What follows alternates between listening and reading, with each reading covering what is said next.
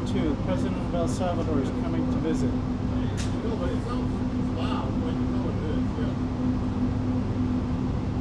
You can hear it okay? You can hear me talking? 1212. The President of El Salvador is coming to visit today. You good? Good? What?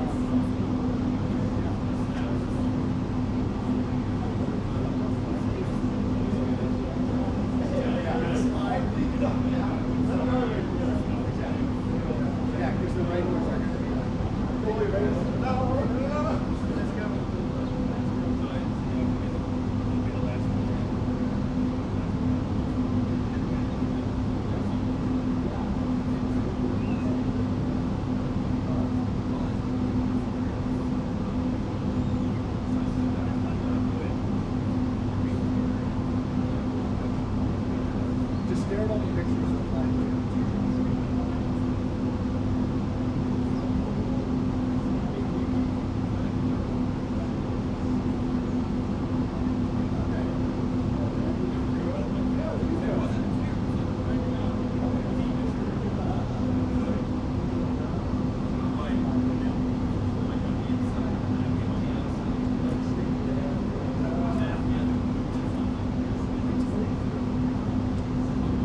it's not even like this.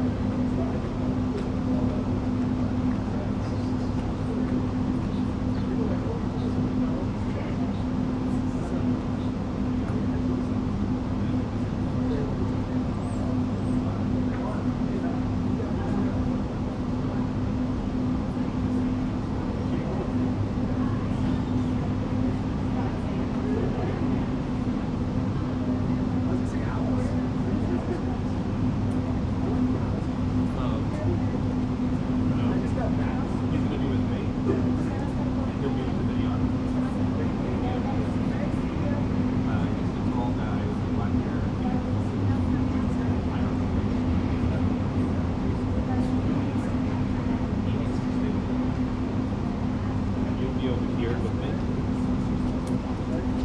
Right here.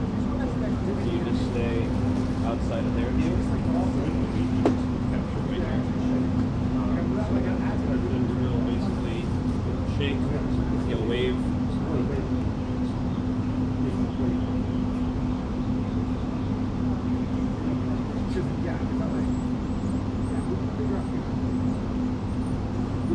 Yeah, he'll wave, and he'll turn and go, and then we follow. Yeah.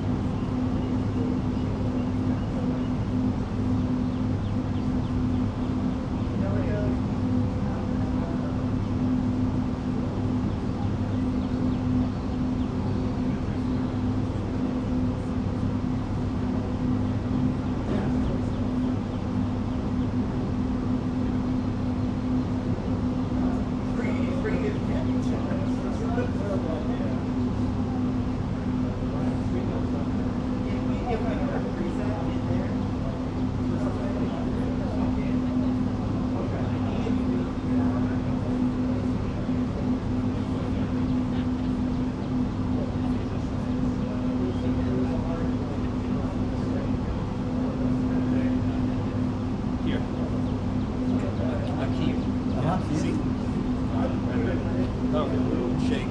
He'll usually go like this. We'll get the same way. And then they turn.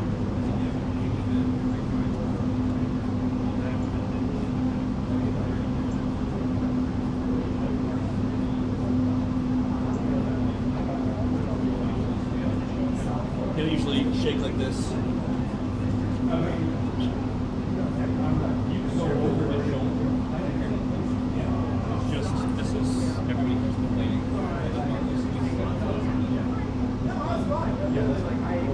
Unless, yes, you can even stand over there. If you were to scoot down over there, it would be a nice view of the face. I don't want to get into the weeds where you should be. No. How can we figure that out? Oh, I was there.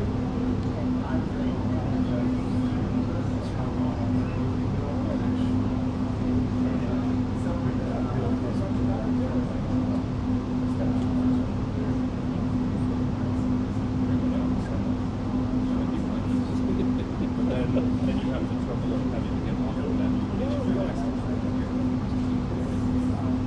So it's better.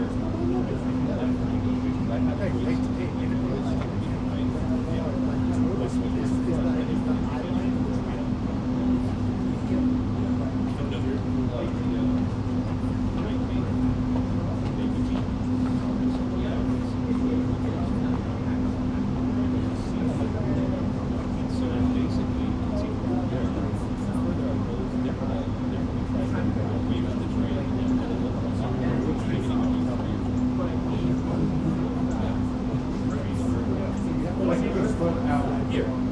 Yeah, exactly. And it gives a whole other person the ability to be there.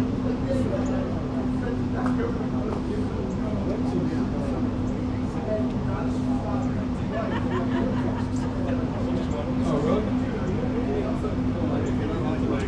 be in the event and get into something different. I don't know how that's here. Yeah, I think once you're across the street, you're kind of When voting being yourself. Yeah, you get a blaze out there.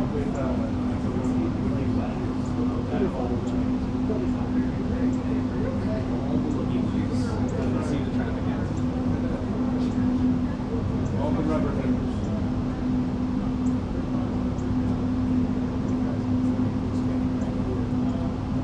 We're going to have a couple of moments before the press come out to capture the handshake and them standing in the oval. Just sit down, Vance wants to get a different photo. I'm like, okay, he's going to photo you two. And some of them take a step back. Vance kind of takes a step in. Like, that's nice. 35. Well, he hopped in and was like, hey, perfect. I got it. Now just do the Yeah, that's what I think I did last time.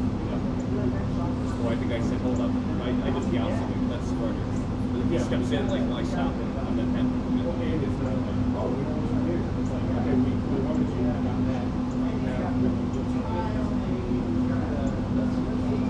I think the problem last time was that everybody like faced me thinking they were gonna get a photo, and I was like tight on the presidents, and I got like the two corner people in, and the other people, the three going down the couch, and like, You gotta get your 15 on that. but yeah.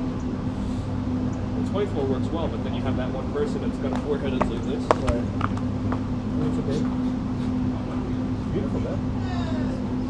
See, this is what I mean when I say cloudy. Like, where I'm from, if it's cloudy, like, you would never, like, the sun would ignore it. I feel like this is like always on the East Coast when you say cloud. This is what I Well, I mean, expect. I'm 3 hours away. I'm in Virginia, so it's like it's the East Coast. I've learned to appreciate DC cloud. DC seems to do its own thing. Really, like, it might just be because of the water. Or just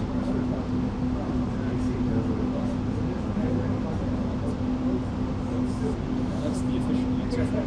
No, I mean,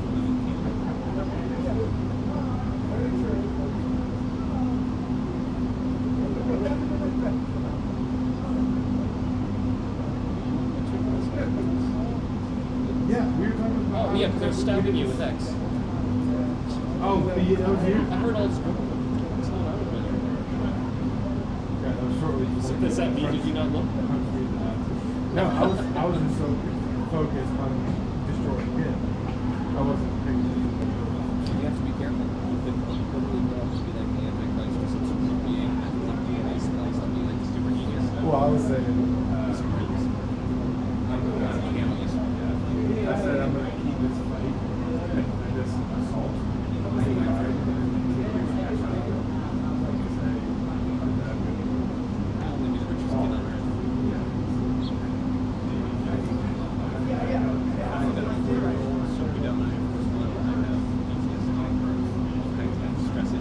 I'm not going to get a job.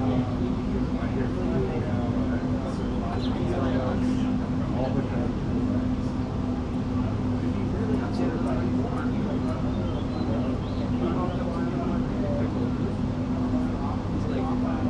Hey, big guy, what's your name? What are we for? We beat each other up. And I was just going to see if he came, and he was like scanning the seats. And then he finds me and he's like, you, what's your name? I was like, I'm not sure. I think so. Friends, I was his friend. We went through his car collection. He was showing me how the whole trucks and flips. Now he dragged me. So, But I feel like I was like, superhero villain.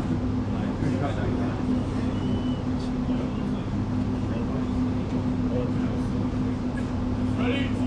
Hope. Ready? Hope. Color. Hope. Hope. Oh, forward, guard, arm.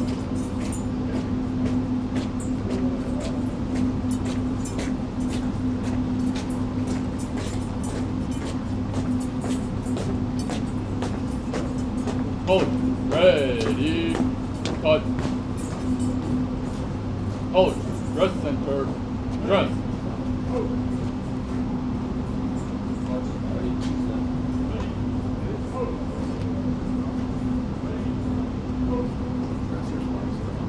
Coach, ready, front.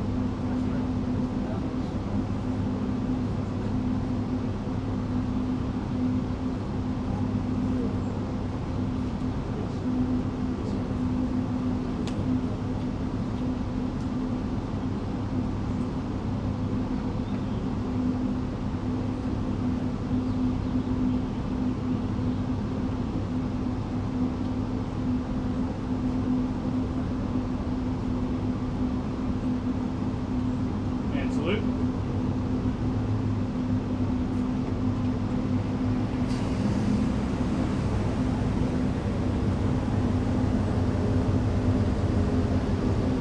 Ready two, ready doors, ready pop, ready open.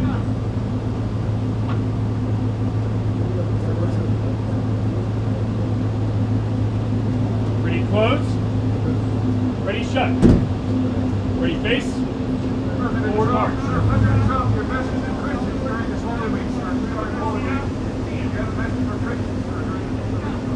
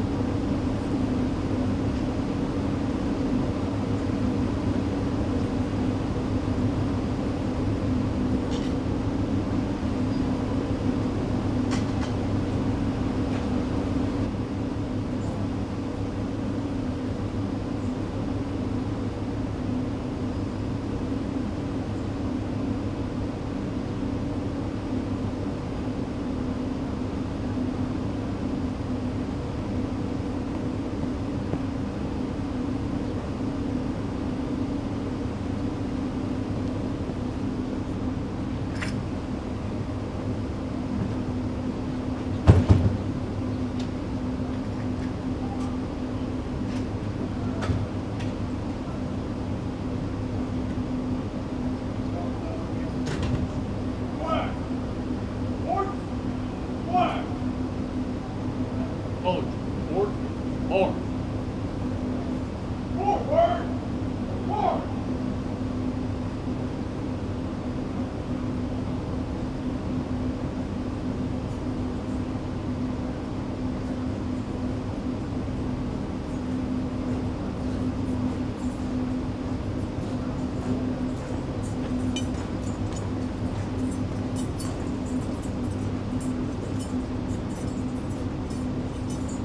Hold. Forward. Forward.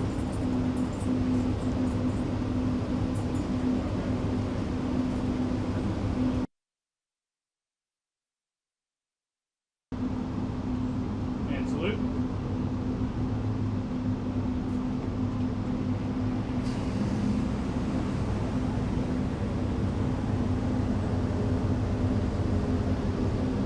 Ready two, ready doors, ready pop, ready open.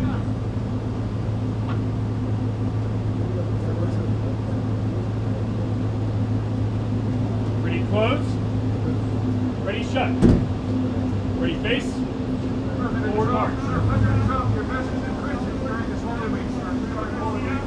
You have a message for Christians, sir, during this Holy Week.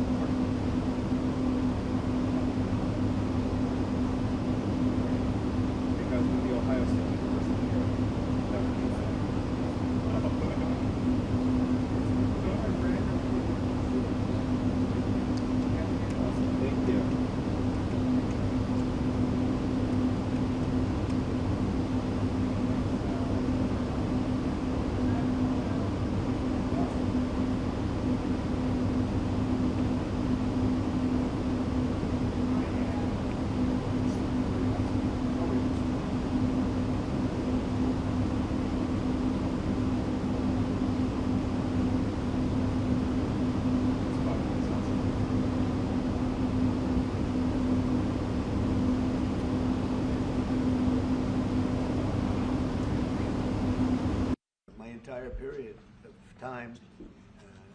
So I knew him as a very young man. Now he's just a young man, and he's done a fantastic job. Mr. President, it's an honor to have you. Thank you, Mr. You're doing President. incredibly for your country, and we appreciate working with you because you want to stop crime, and so do we. And it's very, very effective. And I want to just say hello to the people of El Salvador and say they have one hell of a president. Okay, and I mean that, and I know him well. I know him as a very young man, Marco, even younger than you. You know, he started pretty young. He'll always be younger. Young at heart. But I want to thank you for the great job you're doing. I appreciate it very much. Thank you. Well, it's an honor to be here in the Oval Office with the President and leader of the free world. We're very happy, and we're very eager to help. We know that you have a crime problem, and a terrorism problem that you need help with. And we're a small country, but if we can help, we will do it. And we actually turned the murder capital of the world, that was the journalists call it, right? Murder capital of the world, into the safest country in the Western Hemisphere. And, you know, if sometimes they say that we imprison thousands. I like to say that we actually liberated millions. So, you know, like, That's very good. Who gave him that line? Do you think I can use that? Yes. And in fact, Mr. President, you have 350 million people to liberate. Yes. But to liberate 350 million people, you have to imprison some. You know, that's the way it works, right? You cannot just, you know, free the criminals and think crime is going to go down magically. You have to imprison them so you can liberate 350 million Americans that are asking for the end of crime and the end of terrorism. And it can be done. I mean, you're doing it already. And I'm sure that people have seen the change in the streets. A long way to go because you're just initiating your second term. But it's clear that, you know, with the numbers at the border, you know, when even in Democrat-run cities, they get a help from the work you're doing. So I'm really happy to be here, honored, and eager to help. Well, we had a terrible thing happen. We had an administration that allowed people to come in freely into our country from not only South America, but from all over the world, many from the Congo in Africa, Asia, all over the world, Europe, rough parts of Europe. And they came from prisons, and they came from mental institutions, and they came from gangs, and the gangs of Venezuela and other places. And hundreds of thousands and even millions of them came.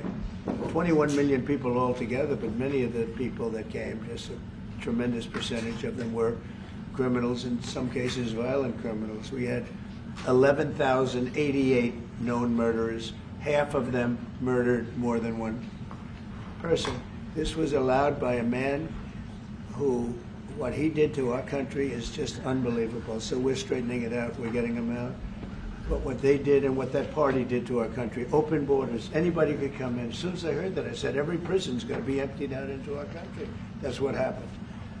And we're straightening it out. And we just had numbers. We had the highest recruiting numbers in the history of our country going into police departments. And a year ago, we had the lowest numbers. You couldn't hire a biggest police. change.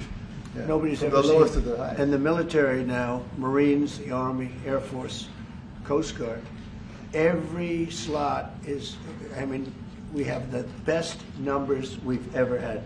We call it recruitment numbers.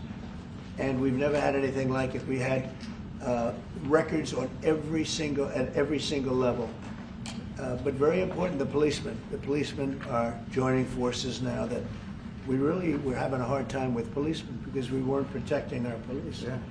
And we cherish our police. The police are great, and the firemen and everybody else. But we have the highest numbers that we've ever had, the most enthusiasm. Great enthusiasm and on trade and other things. We're doing great. We're taking in billions and billions of dollars.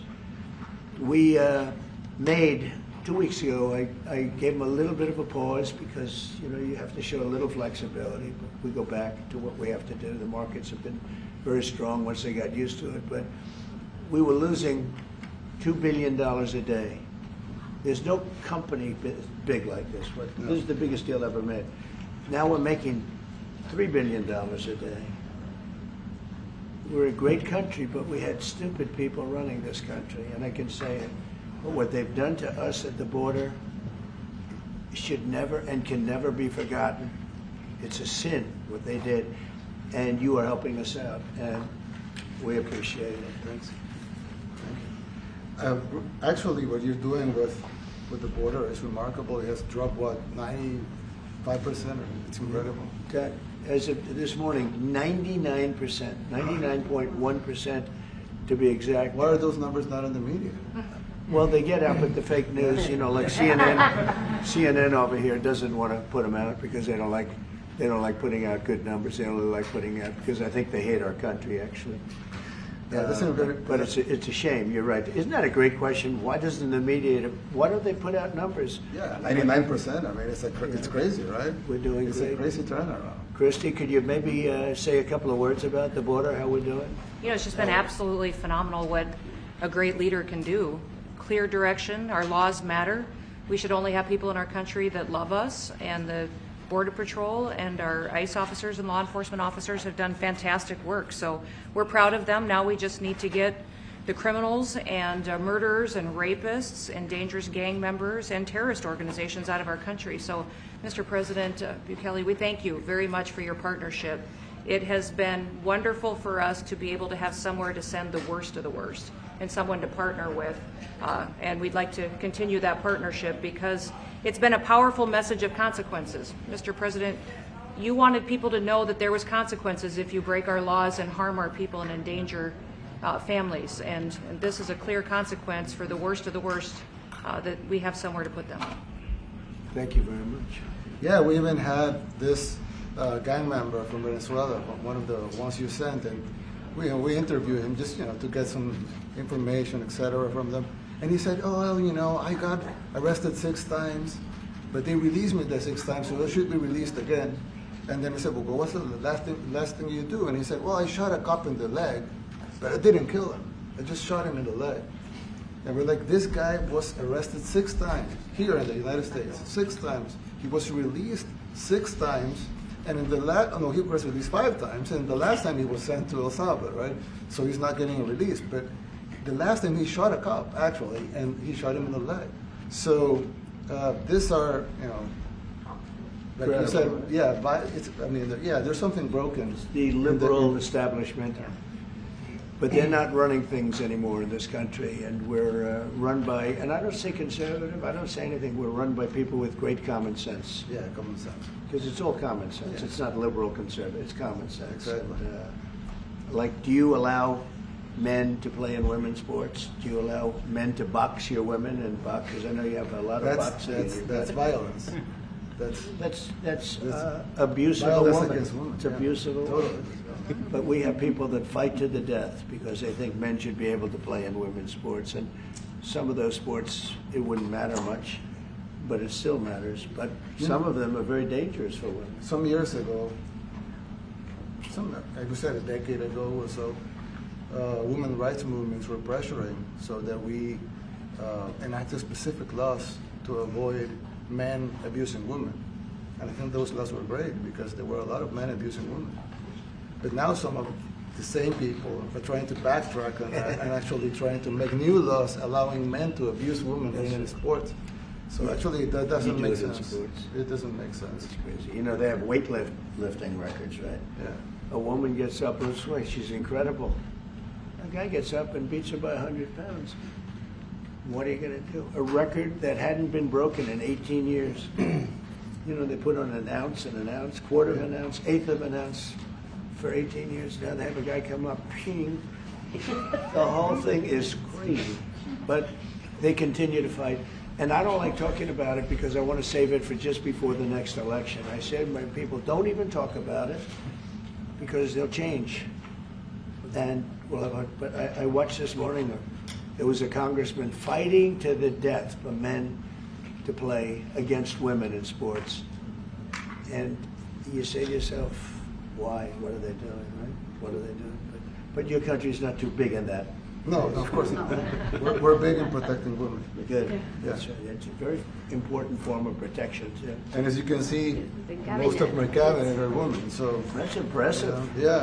That's why you And run they're it. not DEI hires or anything. They're They can just be great too. at what they do, right? That's right. This is very impressive. Yeah, This no. is a first. We've had women, but we've never had 3 of them right here. That's 4 and 3 And men. look at what we have. You guys feel a little bit mistreated? That's good. I like it. We've been advanced. I've been very advanced in that regard too. We have Pam, who's been so Yes, I know. fantastic. Christy. and the most powerful woman they see I anywhere. in the know, world. exactly. She's rated. They're all afraid of her. Susie Wells. They say, oh, she's tough. Yeah. Most powerful woman in the world, according to magazines. What do I know? Yes. But I think she probably is. Yeah, she probably is. You know, she probably is. Congratulations. And you know, Stephen, who's done such a great job. We have great He's people. very famous too. But we love working with him. He really lets them have it. Right? Yeah, exactly. There's no games. No. It's very good. He knows. Do you have any questions, please? President Trump, Go on, let's not start Mr. with President. CNN because they're just so Mr. President. wrong. Yeah, please. Yeah, thank you, Mr. President. You repeatedly mentioned last night that Russia's attack on Ukraine was a mistake. What is the exact mistake? And have you given Putin a deadline to actually move toward a ceasefire? The mistake was letting the war happen.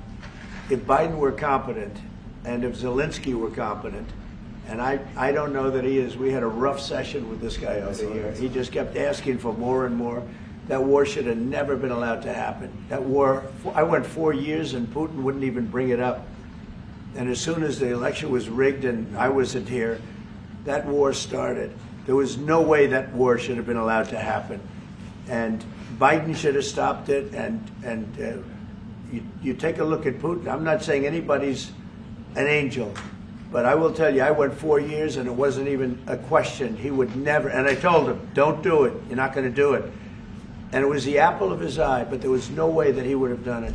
All you had to do is lower oil prices. If you lowered oil prices, Biden kept the prices so high because he made it impossible to get it. If you lowered oil prices, you would have never had the war. But you wouldn't have had it with me anyway. That war would have never happened. And I think it's a great abuse. So now what do? You get a country where 25% of its land is gone, and the best locations, where millions of people are killed. You know, you haven't reported accurately the death. And this was Biden's war, and I'm trying to stop it. And I think we're going to do a good job. I hope we're going to do it. They lose 2,500 young people a week, think on average. Now, they're Russians and they're Ukrainians, but it's 2,000. We don't care. It's like whatever it is. Intolerable. They're not from your country, they're not from mine, but I want to stop it. 2,500, it's a killing field. It's like the Civil War. You take a look, I look at the satellite pictures. This should not be happening in our time. Of course, our time can be pretty violent, as we know. But that's a war that should have never been allowed to start. And Biden could have stopped it, and Zelensky could have stopped it, and Putin should have never started it. Everybody's to blame. Have you spoken to President Zelensky, sir, about his offer to purchase more Patriot missile batteries? Oh, I don't know. He's always looking to purchase missiles. You know, he's against. Listen, when you start a war, you got to know that you can win the war, right? You don't start a war against somebody that's 20 times your size, and then hope that people give you some missiles. If we didn't give them what we gave, remember, I gave them javelins. That's how they won their first big battle with the tanks that got stuck in the mud, and they took them out with javelins. They have an expression that Obama at the time, Obama gave them sheets and Trump gave them javelins. But just something that should have never happened. It's a really shame. The towns are destroyed. Towns and cities are, largely destroyed. They have the spires, the beautiful spires that go up. They say they were the most beautiful in the world in Ukraine for whatever reason, but the most beautiful in the world, they're mostly laying on their side, shattered and broken. And most importantly, you have millions of people dead. Millions of people dead because of 3 people. I would say 3 people. Let's say Putin, number 1, but let's say Biden, who had no idea what the hell he was doing. number 2, and Zelensky. And all I can do is try and stop it. That's all I want to do. I want to stop the killing. And I think we're doing well in that regard. I think you'll have some very good proposals very soon. Last question, sir. Have you attributed a motive, sir? Have you attributed a motive through the FBI investigation behind the attack on Governor Josh Shapiro over the weekend? No, I haven't, but the attacker was not a fan of Trump, I understand, just from what I read and from what I've been told. The attacker basically wasn't a fan of anybody. It's probably just a whack job. And certainly a thing like that cannot be allowed to happen.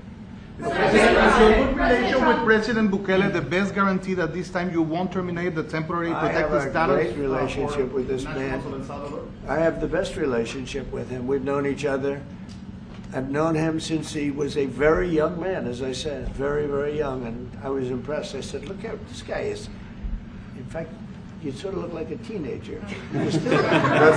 You look like a teenager. I said, what kind of a country is this? He grew up well in the last 5 years. Do you support an extension for nationals of El Salvador under temporary protected status? Do you plan to ask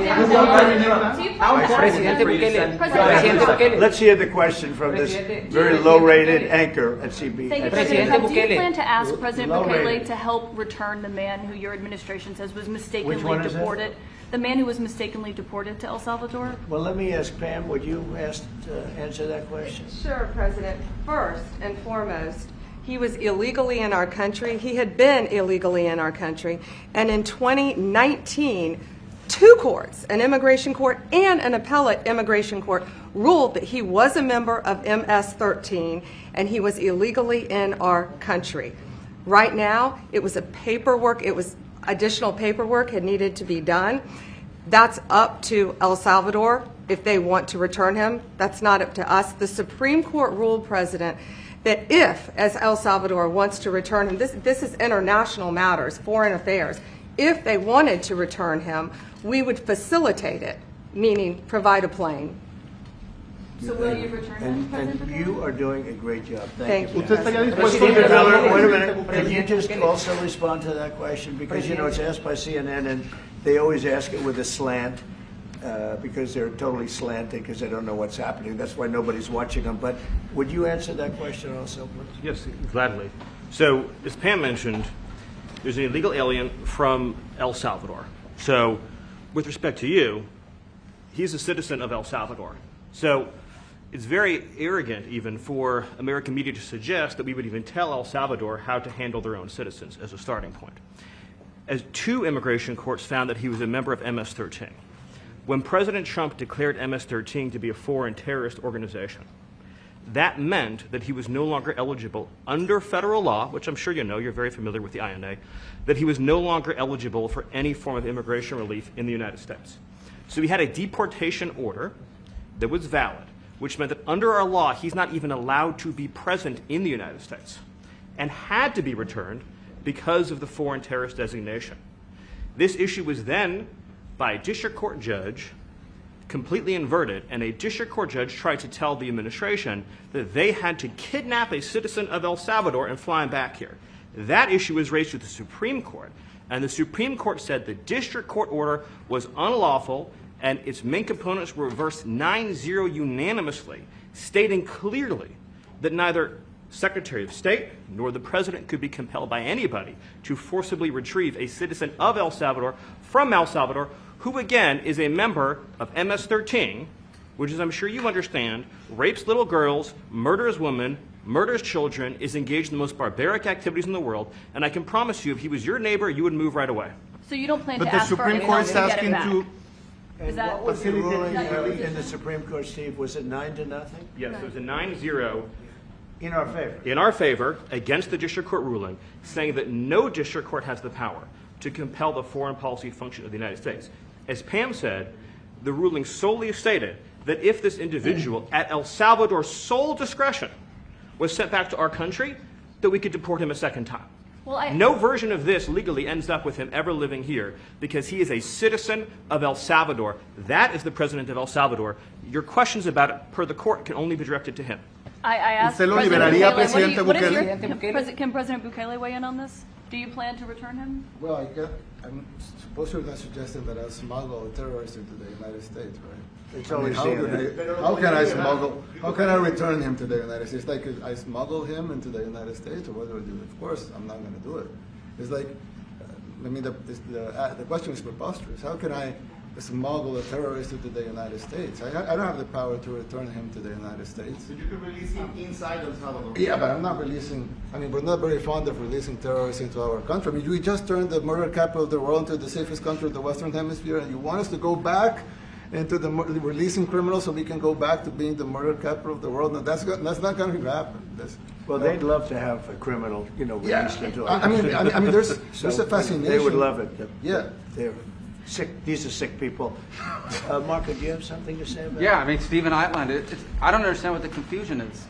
This individual is a citizen of El Salvador. He was illegally in the United States and was returned to his country. That's where you deport people, back to their country of origin, except for Venezuela that wasn't refusing to take people back, or places like that. I can tell you this, Mr. President. No, the foreign policy of the United States is conducted by the President of the United States, not by a court. And no court in the United States has a right to conduct the foreign policy of the United States. It's that simple. End of story. And that's what the Supreme Court held, by the way, to Marco's point. The Supreme Court said exactly what Marco said, that no court has the authority to compel the foreign policy function of the United States. We won a case 9-0, and people like CNN are portraying it as a loss, as usual, because they want foreign terrorists in the country who kidnap women and children. But President Trump, his policy is foreign terrorists that are here illegally get expelled from the country, which, by the way, is a 90-10 issue. Well, Mr. President, you said that if the Supreme Court said someone needed to be returned, that you would abide by that. You said that on Air Force One just a few days ago. And they said that it must be facilitated. Why don't you just say, isn't it wonderful that we're keeping criminals out of our country? Why can't you just say that? Why do you go over and over? And that's why nobody watches you anymore. You have no credibility. Please, go ahead. President Trump, thank you so much. How many illegal criminals are you planning on exporting to El Salvador? And President Bukele, how many are you willing to take from the U.S.? As many as possible. And I just asked the president, it's this massive complex that he built, jail complex. I said, can you build some more of them, please? As many as we can get out of our country that were allowed in here by incompetent Joe Biden through open borders. Open borders. You probably hear open borders and you can't even understand it because nobody can understand. Nobody smart or with common sense can understand it. So we have millions of people that should not be in this country that are dangerous. Not just people, because we have people, but we have millions of people that are murderers, drug dealers. They've been allowed to come into our country by other countries that were very smart. When they heard that this very low IQ president, and by the way, I took my cognitive exam as part of my physical exam, and I got the highest mark, and one of the doctors said, sir, I've never seen anybody get that kind of, that was the highest mark. I hope you're happy with that, although they haven't been bugging me too much to take a cognitive, but I did do my physical and it was released. I hope you're all happy with it. I noticed there's no question, so probably you are. But the cognitive, they said to me, sir, would you like to take a cognitive test? I said, did Biden take one? No. Did anybody take one? No, not too many people took them. I said, what about Obama? Did he take one? No, he didn't take one either. I said, let me be the only one to take one. But I've actually taken them 3 times already. I like taking them because they're not too tough for me to take. But we had a great physical exam, so I know you're going to ask that. And the doctors who are total professionals, Walter Reed Medical Center, they're great people. And I visited a soldier that was badly wounded, incredible soldier, lost his leg, and spent a lot of time with him. I mean, great with his mother. And it was really a very great thing. They do a phenomenal job. I just want to say, Walter Reed, I was there for, 5-6 hours. You were there with me. But I took a full physical, and it came out perfecto, so that's good. That means you've got me for a little longer. Would the U.S. be willing to pay for those facilities to be opened if new ones were going to be built? I'd do something. We'd help them out, yeah. We help them. They're great facilities, very strong facilities, and they don't play games. I'd like to go a step further. I mean, I said it to Pam. I don't know what the laws are. We always have to obey the laws, but we also have homegrown criminals that push people into subways. hit elderly ladies on the back of the head with a baseball bat when they're not looking, that are absolute monsters. I'd like to include them in the group of people to get them out of the country, but you'll have to be looking at the laws on that, Steve, okay? How essential is it for you guys to be locking up these prisoners? And do you think more presidents should follow suit like you guys as far as taking a hard stance on crime here in the United States? Oh, I do. I think everybody has to. I mean, the president said it better than anybody. He said, you know, you have liberty and you have to have liberty, but to have liberty, not everybody is going to be good. And, you know, some are bad because they're sick. They're mentally deranged. They're bad. Then you have to take them. If you're going to have a country, you're going to have to take those people out. And we've been doing that. But this was like an unforced error, they would call it, where we had people that may hate our country, or maybe they're just stupid people. I think they're probably stupid people more so. A lot of people said they did it for the vote. But I did better with Hispanic people than they did, because they always use Hispanic. I did better. You people love me. I saw my poll numbers in your country. I'm through the roof, right? 91%. Some people think they do it for the vote. But they don't have to do it for the vote. They cheat, you know. They're professional cheaters. That's about the only thing they do well.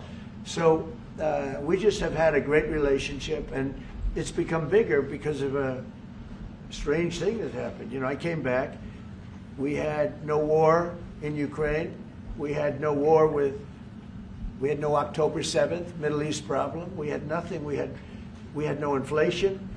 We didn't have the Afghanistan, most embarrassing moment in the history of our country, the Afghanistan, not withdrawing, because I would have been out, you know, I had it all set to bring people out with dignity and pride. That was the worst, most embarrassing moment in the history of our country, Afghanistan. We didn't have any of that. You wouldn't have had the war with Russia, Ukraine. You wouldn't have had the Middle East problem because Iran was broke. They had no money because we had secondary sanctions on and lots of other sanctions. And now every single thing, got a problem with Iran, but I'll solve that problem. That's almost an easy one. We got to solve a war that should have never started, Ukraine and Russia, and we'll get that solved. And we have to solve problems, and we already solved inflation. You know, if you look at the numbers are incredible, actually. Stock market's up, and we're not letting other countries take advantage of this country like they have for the last 40 years. So thank you very much. You have a question, please? Yes, Mr. President, thank you so much.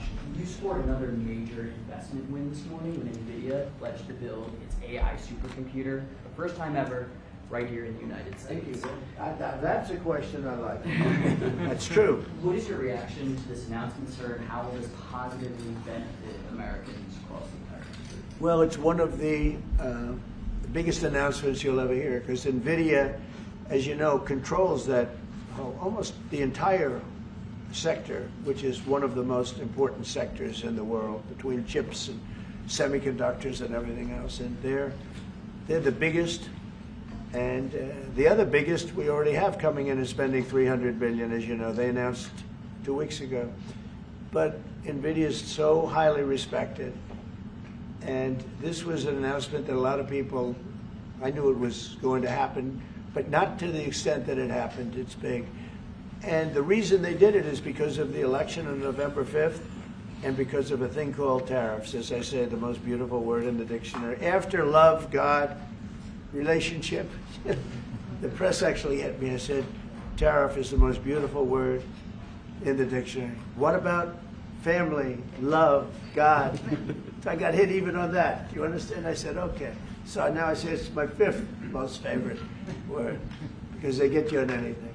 But no, that NVIDIA, it's one of the great companies of the world, modern, super modern companies, controls segments that nobody, you know, sort of controls the world in a sense, and they're coming in here in the biggest way with hundreds of billions of dollars.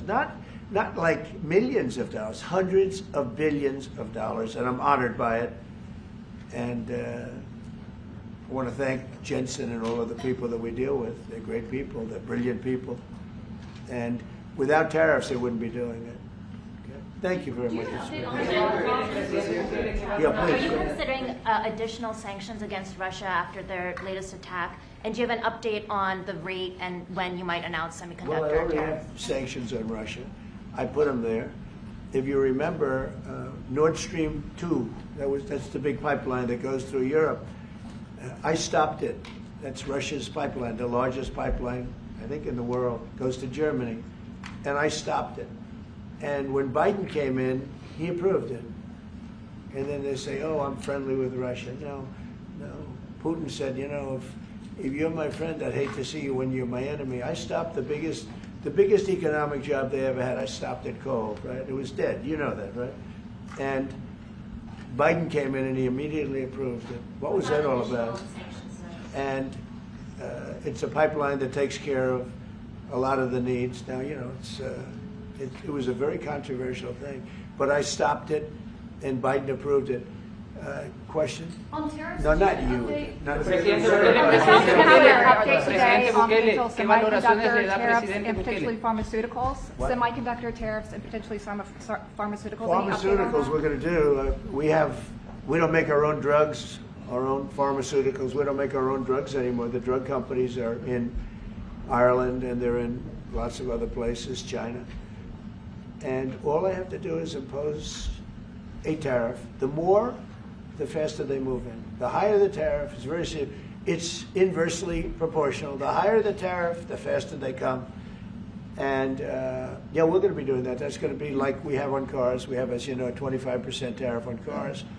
We have a 25% tariff on steel and aluminum. And that's what that category fits right now. Do you have a percentage in mind and a timeline? I have a timeline, yeah, not too distant future. We're doing it because we want to make our own drugs. We're doing it because we want to make our own steel and aluminum, lumber, other things. And they're all coming in. We have record numbers, $7 trillion. Since I announced, like a month and a half ago, since I came in, we have over $7 trillion being invested in the country. We didn't have $1 trillion. We didn't have $500 billion for some of these guys. They didn't know what the hell they were doing. So we have the largest investment that we've ever heard of, and we're only 2 months in. And that'll continue at levels that you've never seen before. That's what's going to happen. And even the stock market's up today. We also had, you know, a lot of people didn't say it the way it was. We had the largest gain in the stock market in history on every single category last week. That was a nice game because we were getting a little hit because people didn't understand the power of our country economically if you use it right. Do you have something to say on that, JD?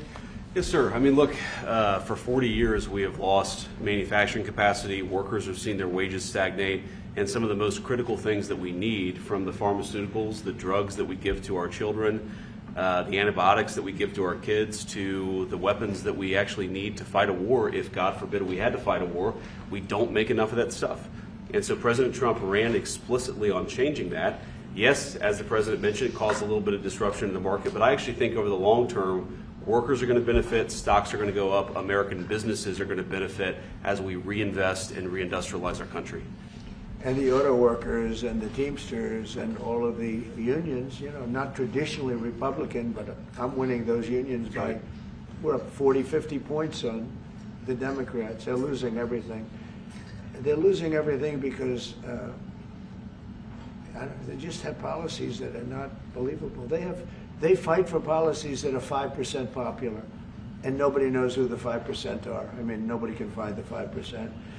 But if you go back to Ohio, and by the way, we have the great championship team from Ohio coming in today, right? Very big day. And that's going to be a little bit later.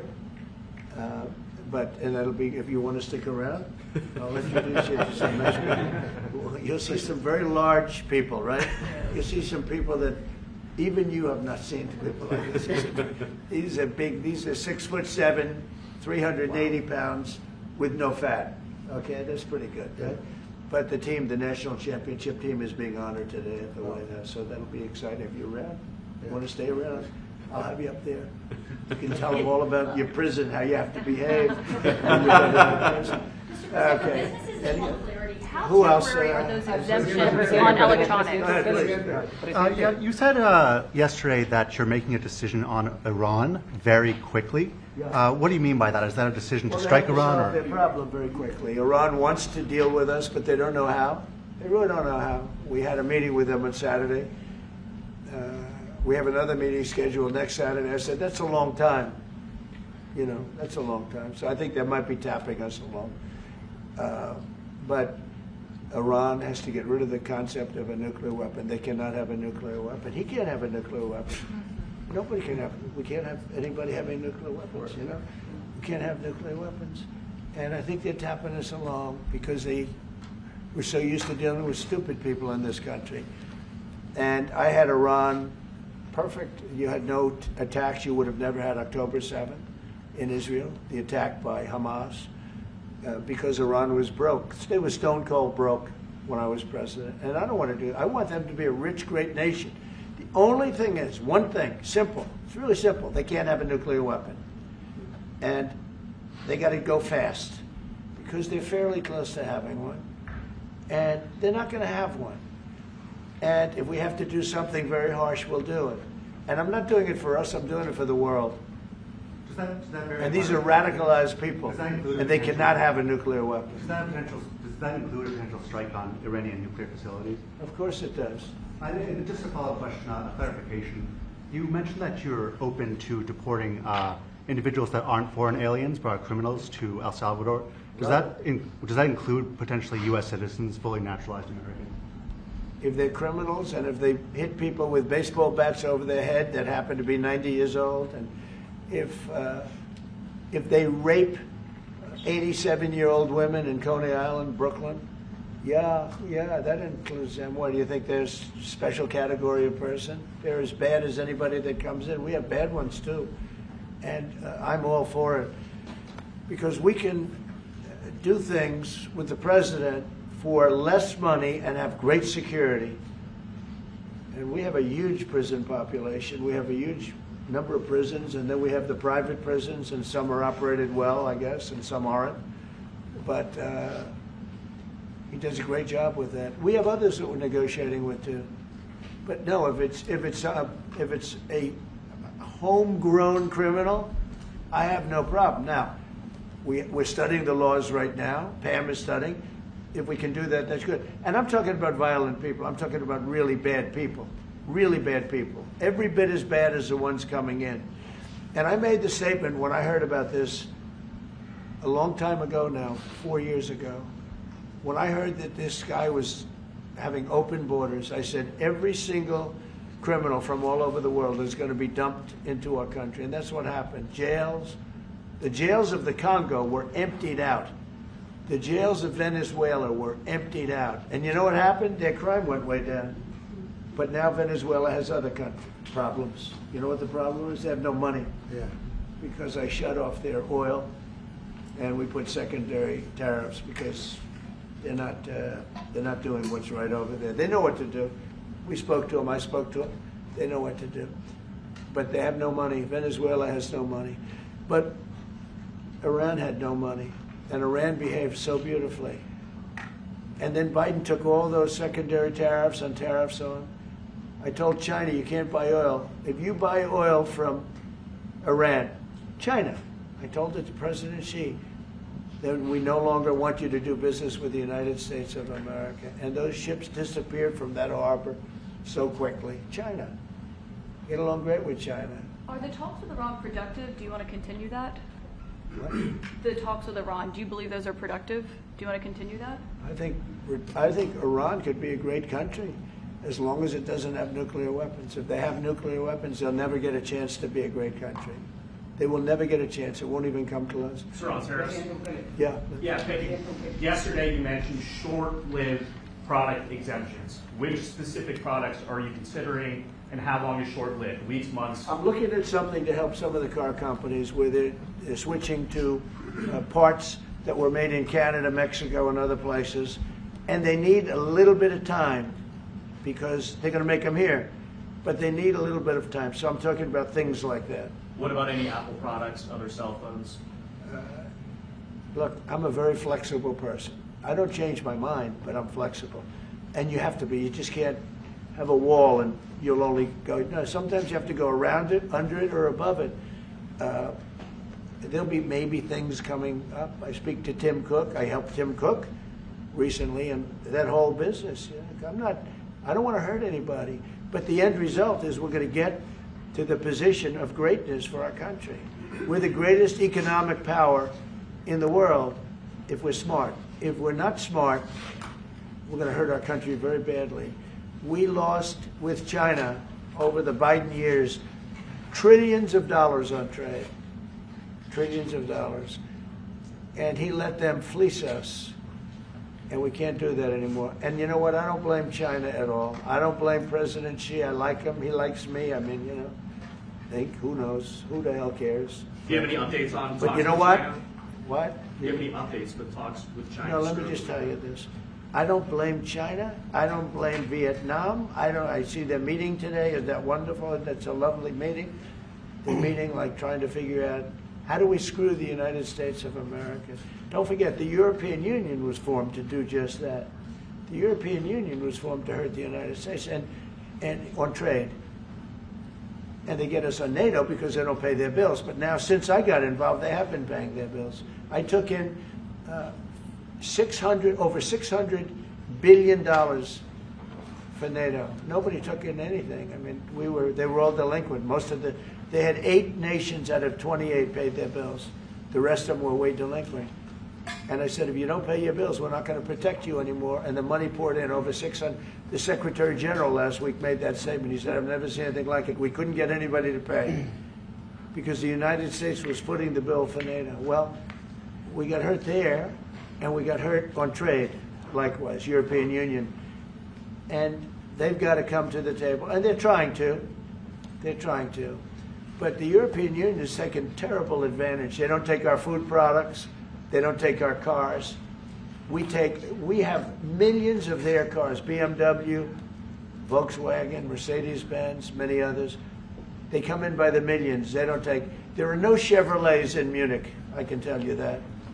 I said to Angela Merkel when she was there, as she was letting millions of people infiltrate Germany, which was not so good from, we would call them illegal immigrants, but she made them legal. But I said to her, and I get along with her very well, I said, how many Chevrolets do we have in Munich or Frankfurt? Why, none, Donald, none. I said, you're right. And yet we take in millions and millions of cars. No, those days are over. Okay, thank you very much, everybody. Thank you, Press. Thank you, Press. Thank you, guys. Mr. President, do you have any comment on the FTC's case against Meta and Mark Zuckerberg? Thank you, Press. Thank you, Press. Thank you, Nayib. Thank you. Thank you, Press. Let's go. Thank you. Let's go.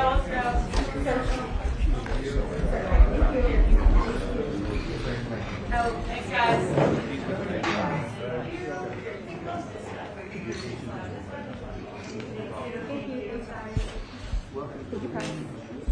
Thank you, Press. Keep coming. Keep coming. Keep coming. Keep going. Thank you. Thank you. Thank you. Thanks, guys.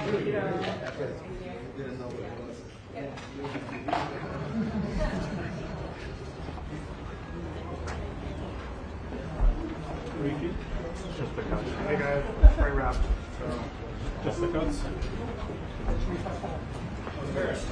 Close to 9.